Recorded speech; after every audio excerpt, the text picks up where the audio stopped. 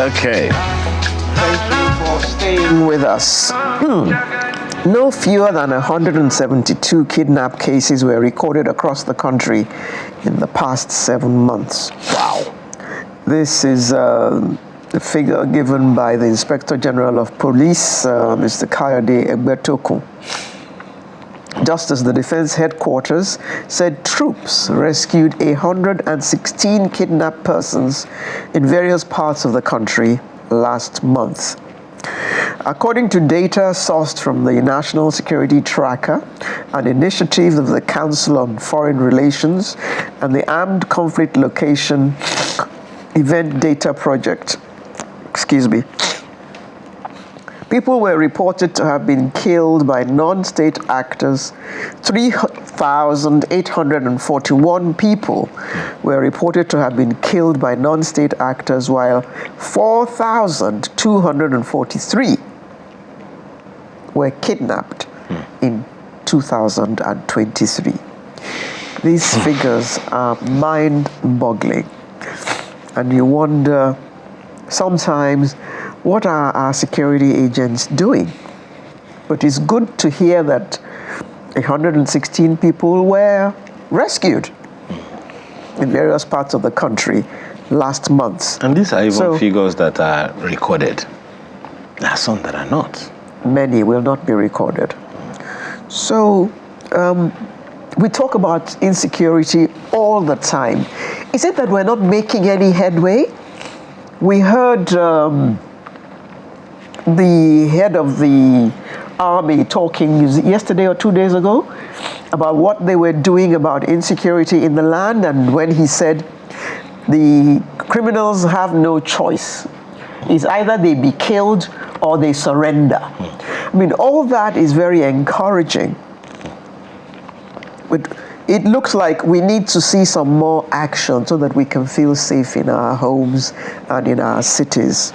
To travel around Nigeria is now something that people don't even want to think about. Before you leave home that you want to travel anywhere, you must have thought about it for weeks and weeks on end. And planned.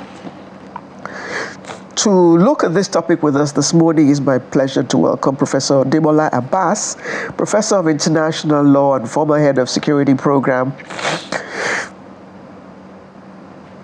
University Institute on Comparative Regional Integration Studies. Good morning, Professor. Good morning, Alera. Good morning, Ayo. Hope both of you are okay. Can you please unmute yourself? Well, he's actually speaking. Well, we'll work on that audio. Yes, good morning, Prof, and thank you for joining us this morning. All of these figures, and I'm pretty sure that you heard my colleague talking about these things. What exactly are we missing? Insecurity is affecting virtually, in fact, let's just say insecurity is a major determinant of the economy. If it's going to rise or fall, it gets there. What could be the gaps that we are missing? Thank you very much, Ayo, and Alera, thank you. Hope both of you are okay.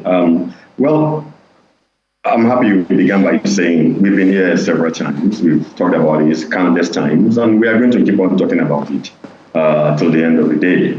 But it's a very important question, that what are we missing? Well, let me start answering that question by simply referring to your last guest. I think you posed not the same question, but something similar to him. And the gentleman was responding, and you were talking about the manufacturing and infrastructure and stuff like that. And I think the gentleman said, look, Nigeria, to paraphrase him, he said Nigeria is a vast country. Even if there is insecurity in one area, there is no insecurity in another area. So the area that doesn't have insecurity should produce. I'm sure you remember that conversation just a few minutes ago. That is one of the things we are missing. That is one of the problems. We have ghettoized Nigeria. We have broken Nigeria into particles so that we think if there's an insecurity in the northeast, so far it's not happening in the south, in the southwest, so we are okay as a country. We've broken the country into compartments. It doesn't work like that. So the first thing we are missing is we don't understand the very intricate nature of security of a country, of a people. If there is insecurity in a part of Nigeria today, to go back to what the gentleman said, if there's an insecurity in Ekiti today, as an example, and you say, well, insecurity is in Ekiti, but there's security in Abeokuta or in Ogbomoso, farmers in Ogbomoso and Abeokuta could be producing. The question is, whatever they produce, their farm produce are going to be sold. Not only in Ogbomoso and Abeokuta, but in far places like Lagos, like Ikorodu, some of them will be shipped to the southeast, south.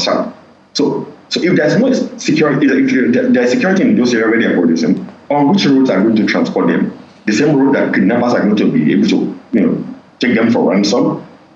Which market are they going to? Where you don't have security is not just a question of bombs and bullets. I've said this so many times. We have energy insecurity in Nigeria, so you can produce in your farm. You have nowhere to store your product. You have no cooling rooms to store your product. They will rot in. There is no security on the road. There is lack of infrastructure. That is the security on its own. So security should not be seen only in terms of guns and bullets. And that is our problem. We look at security in Nigeria as a question of guns and bullets. Oh, look, let's give another $1 million, another $10 billion to our armed forces. Let them go and buy some more helicopters, some more jet fighters, some more gunships and this and that. You are responding to symptoms. You're not tackling the core causes, what the root causes. And these are not academic theories. These are fundamental things. Nigerians are hungry in a way. Look, the gentleman was saying he left high school in 1987. I left high school in 1985. Not since 85, not since I became a teenager, have I ever seen the level of hunger and deprivation that we are witnessing today in Nigeria. Remember, so we are missing, first and foremost, a holistic understanding of what insecurity actually means. That's what. And once we miss on that, then we are missing the imagination, the creativity of mind, of intellect to be able to pattern, sustainable solutions to those problems. Prof, is there a role that local communities can play in preventing these things that we're talking about? And are they playing those roles now? Well, look, Alera, the short answer is yes. Because when we talk about insecurity, let's face it, those who are engaging in a lot of nefarious activities, kidnappers, armed robbers, pickpockets, and cults and whatever you have as indices of insecurity in Nigeria, they come from local communities anyway. They're not people. Look, those who constitute kidnapping, robbery, and this and that at a different level, like government level, is a different thing. Fella has spoken so much about pen robbers and this and that. You talk about government agencies and this. That's a different thing entirely. But when you're talking about the kind of naked security issues we are talking about, like armed robbery, kidnappers, and this and that, yes, they're from local environment. But which local environments are we talking about? The local environments are completely emasculated today by the existential struggles that an average Nigerian faces in our lifetime. Now, you listen to the Honorable Speaker of the House saying yesterday that he feels the pain of the masses. But the question is, do politicians in Nigeria really feel the pains of the masses? I serve in a political office, and I can tell you for free that except you are grounded before you get into a political office, except you understand what humanity really means, except you have your head screwed right in the right direction, you can get easily carried away when you enter political offices. So all those things that, we feel the pains of the mass, and they are hot air. They are rhetorical statements that they have to make anyway. But the truth is, they are not feeling what the masses are feeling. You don't feel the pain of the masses by just driving your SUV of 170 million naira in the face of poverty across road. You don't feel this thing when you are going to your village and you have like 2 or 3 armed men guiding you. And whereas, we're in a country now in which, kidnappers and killers feel free to go and take the very symbol of that local community you're talking about. That is our traditional rulers. You then go into them, whether in a lawyer or in a kitty, and you actually kill them. Try to go and tell those people that you feel their pain. You don't feel their pain because that is not going to stop. That is going to continue. It's going to continue because the government is not doing what the government should be doing at this moment. So yeah, the local communities have to play a role. but they have been emasculated by the same existential struggles that Nigerians today face. They don't come from the space. They are from among us. They are the local people. They are your ordinary rulers, people, peasants, farmers, fishermen, and this and that. For goodness sake, what have they got left to hang on to? It's only when you are okay in your own. It's only when you wake up and you know you have food to eat, you have breakfast, you can guarantee the lunch or dinner, your kids can go to school without being kidnapped. You can go to your farm whatsoever without feeling anybody coming to plunder your farm and come and kill you. Then you can begin to talk about the positive role you want to play as an individual or as a citizen of a particular community, local or national.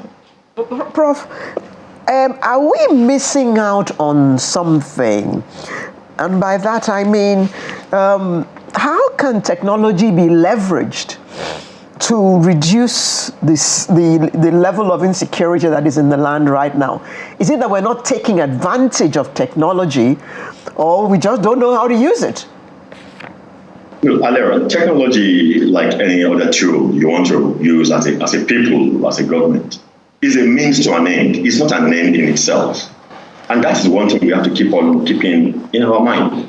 You can procure the best technology in the world. If you do not have sensible, credible, intelligent people driving the technology, you're not going to achieve the result that you have to achieve. It's as simple as ABC. People are going to operate the technology, by the way. They don't operate themselves. People are going to put them in strategic locations that you want to. And people are going to engage those technologies to be able to produce a particular end. The question is, do we even know the end we want the technology to produce? People sit down in their offices and imagine, if I put 500 CCTV cameras in CBD in Lagos, I'm going to be able to tackle insecurity. That is absolute and arrant nonsense. You do not tackle insecurity by flooding Lagos or Abuja or any capital with CCTV cameras, which, and by the way, is a good technology. But the question is, have you even identified where insecurity is coming from? What kind of insecurity is plaguing? Well, I'm pretty sure that we're going to need to deploy technology. I'm pretty. Hello. We were just talking about technology, and technology was trying to play a fast one. If you are back, please go ahead, Prof. Yeah, so as I was saying, so we need to understand, first we have to be sure in ourselves. So what role do we want our technologies to play? Not just deploying at the end of the day. It's just like deploying human technology. It's just like deploying troops at the end of the day. You can send your troops to a particular place. If you haven't designed, let me give you a very cursory example. In 1994, when there was genocide in Rwanda, you had UN troops, UNMR, in Rwanda.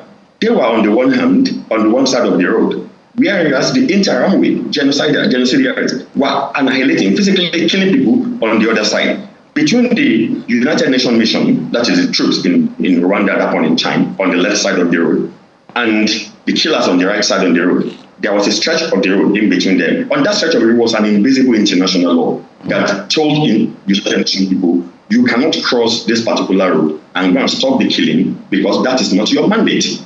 So the troops were there, and the world was questioning. People were saying, why didn't the UN troops, why didn't the UNMR do anything at that point in time? They were acting according to their mandate. So the mandate was horrible at that point in time, yes, but that was the mandate they've been given. So I'm saying that because I'm saying that is a human technology deployed. So when you put a technology in a place, you must also tell yourself, what role do I want this technology to play, and what end do I want it to achieve? We don't do that. We just make ourselves feel good. I'm a governor, so I want to buy 500 so they can say when I leave, I flooded this particular city with CCTV. Is that it? Is that what it's going to be doing? No. Now, Nigeria is talking about AI. We shouldn't even be worrying our head too much about AI because the most basic technologies in Nigeria, we have not been able to even use effectively. It's just like at one in time we are talking about Nigeria, talking about nuclear, this and that, space. I think for goodness sake, don't worry your head about spaceship, about all these things in Nigeria yet. What we should be dealing with, we've not even figured out the roads to our a good route to our villages. We're talking about super highway to the moon. How? So technologies are not an end in themselves; they are a means to an end. So the first thing is to purify our mind. Our minds are clogged. We are operating like a bunch of clueless people in the country. We have like a bunch of clueless government officials in the country who spend more time, by the way, writing letters to engage Mr. Atiku than to write letters to explain the policies of the government to the people. I'm telling people like Mr. Manuga, what are they doing? You should be explaining your government policies to Nigerians. People keep on asking the question, are Asiwaju's or President Asiwaju parliamentary policies working? And I keep defending those policies because I seem to understand why certain policies are there. And I keep telling people that, look, as Nigerians, we have lived too far too long a borrowed life. No country can be borrowing money and be using 85-90% of it to pay your debt and hope to survive for too long. It doesn't happen. But when you see, my apologies, Prof, when you now see government officials who helped in borrowing that money, living lavishly, it's only natural for people to be asking all kinds of questions, don't you think? You're fantastic. You just took that out of my mind, out of my mouth. I was coming there in my next sentence. So I was saying, on the one hand, I spend my energy defending the policy of the government because I could understand what policies mean. That, look, we should do this, we should do that, interest rate and this and that, and blah, blah, blah, blah, blah, blah. If they are followed to the logical conclusion, might be able to get us out of this quagmire. However, people will complain because the same government that is asking us to believe and trust in their policies is being reckless. And that's what I was coming to before you spoke. It's being reckless. You have ministers who are not performing very well. You have those who are stealing money, blue, black every single day. We can say that. You have those who are buying, humongous, cars for themselves and this and that. And we have people who are spending money like no tomorrow at the end of the day. And you're asking yourself, okay, if at this level, I think I can understand certain policies of this government that maybe it has to get worse to get better, that we cannot continue to live the way we were living before. I understand that. But can this government be asking people to trust it when his own functionaries are behaving so recklessly and are not doing what they're supposed to do? No, they have to move from positive statements like, oh, we feel the people's pains and this and that. Those are just, I'm sorry to say, nonsensical statement that nobody's going to buy. Okay. Stop feeling my pain. Get into my skin and let's stop that pain. Stop me from feeling that pain. Okay. Well, that's not going to happen in 24 hours. It's going to take a while, but there should be pointers in that direction, leading me to, talk about these things. One of the issues that was raised by our previous guest is the global nature, and by global, I'm talking about the entire ecosystem, the entire Nigerian ecosystem. We don't just factor economic security without looking at some other levels of security. We can't talk about food security without talking about some other levels or kinds or aspects of security. So, Prof, most of the time, and I'm calling attention to this because we've done this for many years, even decades. Most of the time, whenever people have issues, they look at the central government. Meanwhile, we have had, and we still do have, 36 state governments since the Abacha days in Nigeria. Most of the time when things aren't going in a particular way that Nigerians expect, they are looking at the president, they're looking at the ministers, forgetting that there are governors in the states who seem to be escaping the fire, so to speak. So people talk about the federal government, talk about the National Assembly, talk about Lagos State, in some cases talk about Rivers State. And what we have seen over the years is that those states tend to get better because they are almost always under fire, constantly under fire. So they tinker with their problems and they get better. Things get costlier in those environments, particularly in Lagos and Rivers. But they tend to work on their systems. These things, one way or the other, find a way to contribute to security. What should the state governments be doing? One of the issues that our colleague, our previous guest raised, was that the collaboration between federal government and state governments, he can't see them. Speak to us about security as well. Do you see that collaboration between the federal government and the state government to forestall these insecurity issues that come up from time to time? Thank you very much. That's a very loaded question, and it brings us back to what we have spent a lot of time talking on this platform, and I've spoken on other platforms. Look, number one, there's a dysfunctional system between the federal system and the state system in Nigeria. Our federalism is very skewed in favor of the federal government, needlessly, I must say. That is always there. Look, you're absolutely right. We focus too much on the federal systems, the president, the ministers, and the National Assembly, and this and that. We have state assemblies, we have state governors, and state governors, by virtue of the Constitution, are the chief security officers of their state. However, in Nigeria, part of the system we operate, the state government is beholden. It's a poor cousin of the federal government. It's beholden to the federal government. Take, for instance, I'm happy you mentioned Lagos State the other time, and I remember, I think, about 2-3 years ago when there was an issue, I think in Magodo, and you saw I don't even think it was a commissioner, it was a DP or something like that, talking to the governor of Lagos State at that point in time. I think it was Jide Sanwo-Olu. I think he was talking to a junior in office. Sorry, you are talking to the governor of Lagos State. You are talking to the governor of the state, who, by the way, is the chief security officer of the state. But that will show you that particular incident, which went viral, I remember very well, shows you the kind of mindset that our functionaries have. When you are in the state, as far as security is concerned, you are beholden to the federal, like every other thing, you are beholden to the federal government. For instance, when NSA happened, I'm sure you all of us were around then. I remember I said that on one of your programs. The governor of Lagos State, not only did Buhari fail politically to come down to Lagos State, despite there were reports of killings or no killings, the use of gun and this and that, blah, blah, blah, whatever, our youth were put to the barricade and this and that. The president of Nigeria never for one come down to visit that particular state. Not only did you see that, you then saw the governor of the state doing a report and carrying the report from Lagos State to go and show the president, as if the president does not have television in his own house or didn't watch TV or didn't know what was going on in the country. So that tells you the kind of relationship between the state and the federal. The states are constitutionally emasculated, enervated to the point that they can even hardly breathe. So sometimes you begin to ask yourself a question, what do they do? A commissioner of police in a state, by the way, is not accountable to the chief security officer of the state. That tells you a lot.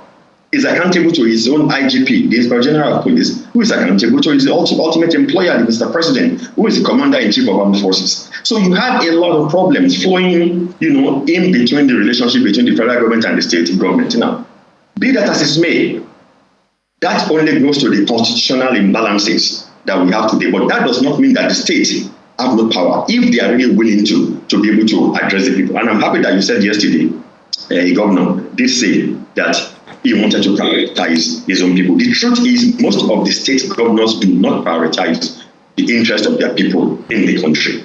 You can hide under the issue of what is it called, state police. I mean, by the way, I am a very strong supporter of state policing. So the whole idea that, when you have state police, they will use them to do this, to regulation, this and that, all those are nonsensical arguments as far as I'm concerned. Elections are rigged anyway in Nigeria, whether you have state police or not. And there is no empirical fact that if you have state police, it's going to get worse. I mean, in other countries, you have some policing up to university level. So, sometimes we like to demonize ourselves as if we are these extraterrestrial beings, that anything that can happen to normal humanity cannot happen to Nigeria. So, I understand there was cynicism, but let's cut ourselves some slack at that point in time. So, back to the question.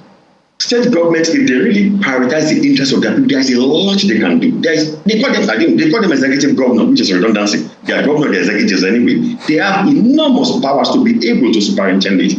Lagos State, which I served at the point in time, began, Lagos State Security Trust Fund. I served on the board of that trust fund when I was in government for about 4 or 5 years. That is a remarkable outfit by Lagos State. It's an ingenious outfit. The function of the trust fund at the point in time until today, part of the function is to be able, to galvanize the private sector, especially to contribute towards the part of that institution, which we then use to support policing. I will tell you for free, at a point in time, if you go around Lagos today, you will see most of those cars, they're written on them, courtesy LSSTF, that is courtesy Lagos State Security Trust Fund.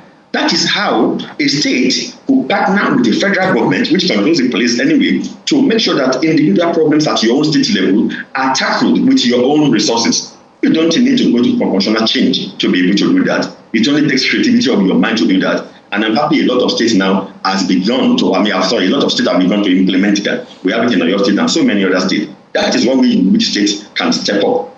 We have Amatekun, and I'm sure other states have the same variation. Now, whether you want to harm such, whatever you call them, paramilitary, whatever you call them, enforcement group, with ammunition whatsoever, is a debate to be had. We need to have that mention. But again, the state can genuinely tell the federal government, look, in the Northeast, if I were governors in the Northern Eastern Zone, I would go to the president and say, you are the commander-in-chief of armed forces. I face existential problems in my state, and I need to do ABC. Can we sit and talk about it?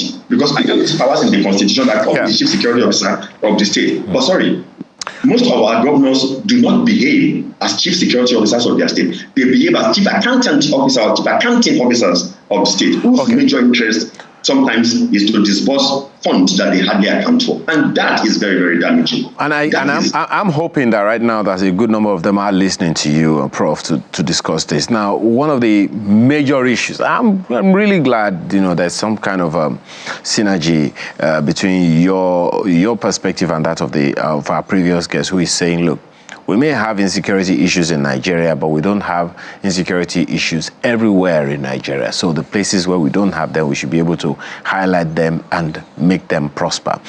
But to those places that have insecurity issues, they are quite significant because they are not just figures that we're talking about. A little while beginning talked about 172 kidnap cases, and those are the ones that have been reported. There are several that are not reported. So for the governors, what can they do to forestall this trend? You've talked about the fact that there is a need for, one thing or the other that they need to do. There are those who, I think it was even a governor, I think it was the governor of Kaduna State, I was talking about some of these crimes as commercial or economic crimes and not just insecurity just for the fun of it. Is there any way the state governments can bridge this gap? Particularly because they happen in localities. Is there a role also for local governments if duly, adequately empowered by the state governments? Thank you very much. And I'm happy you referred to what your previous speaker said about it. And I think I began with that too, about the fact that insecurity does not happen to all the parts of the country. It happens somewhere, it doesn't happen elsewhere. But my challenge with that kind of analysis, as I said earlier on, is that if you look at insecurity as a centrifugal force, then you can say, well, it doesn't happen everywhere. Maybe kidnapping is not happening in some states as it's happening in some other states. Maybe it's not happening in some states at all. Or you're thinking an armed robbery is going on in state A, it's not going on in state B. But that is when you look at insecurity in terms of violence, that is naked violence, in terms of guns and bullets, in terms of kidnapping. But when you look at insecurity in a far more dynamic perspective, a dynamic context, as insecurity, job insecurity, employment insecurity, food insecurity, all of which are sometimes far more devastating. And as well as they are being the background to the naked insecurity, which is just a mere manifestation you have, then you cannot actually try insecurity in the way that your previous speaker has tried it. You cannot do that. Because if a state doesn't have physical insecurity, it may have food insecurity, which is still insecurity anyway. So the straight answer is that I don't know a particular state in Nigeria today or a Nigerian community or society that is not experiencing one form of insecurity or another. I don't know, unless you want to tell me. But moving beyond that is the fact that, the level of insecurity might vary. Obviously, we do recognize that. And the question is, what can then the state government in those areas do? As I was saying, look, our governments need to get more creative. And unfortunately, and I'm sorry I have to say this, look, in countries that thrive, in countries that do very well for themselves, for their people, those countries are led by the finest minds in their generation. That is not our experience in Nigeria. The fact is that more often than not, and I'm not saying, by the way, everybody knows, but I'm saying largely our political class is constituted by people who have been bereft of ideas and of intelligence and of knowledge to be able to drive their people forward. Because you've got to understand that, whether you like it or not, that is the foundation of the problem that we face. So I used to joke with my friends that, look, when we were in school, the very, very smart kid would sit in front of the class and the less smart would be at the back. That's how our teachers would group us in those days. Rightly or wrongly, I'm not judging. I'm not making a judgment call here. I'm just describing a scenario. Now, those who are very smart, you sit in front of the class, the teacher knows he wants to see you in front. And those who are less intellectually endowed, they will push to the back.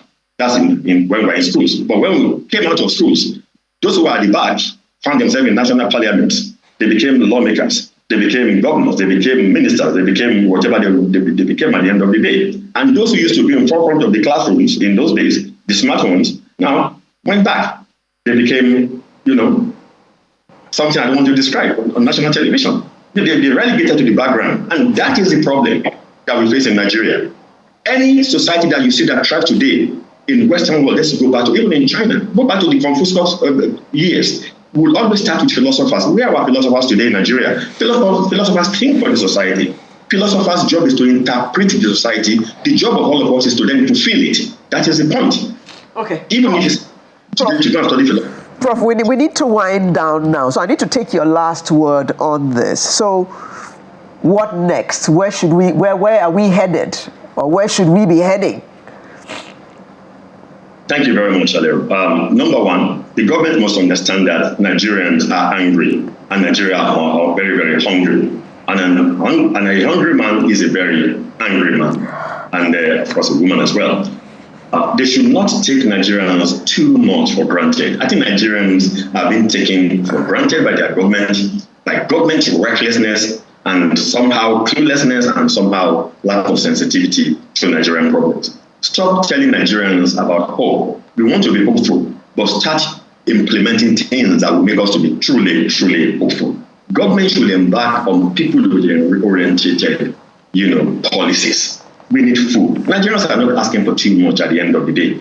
And every Nigerian just wants to be able to feed himself or herself, feed his own family, and be able to school them in an atmosphere devoid of this kind of level of insecurity that we have in the country. The disparity is getting too wide between the rich and the poor. Politicians should stop behaving like jerks, like people who are from the other planet. They are among us. They are people who we have elected into positions. They should behave responsibly and not this sense of lack of sensitivity. And that is part of the problem. Government should know that the people's patience cannot go on forever. At the point in time, the people's patience is running thin. Thank you very much, Professor Demola Abass, Professor of International Law. Thank you very much for joining us this morning. My pleasure. Thank you. Sunrise will return in just a moment with another interesting conversation. Do stay with us.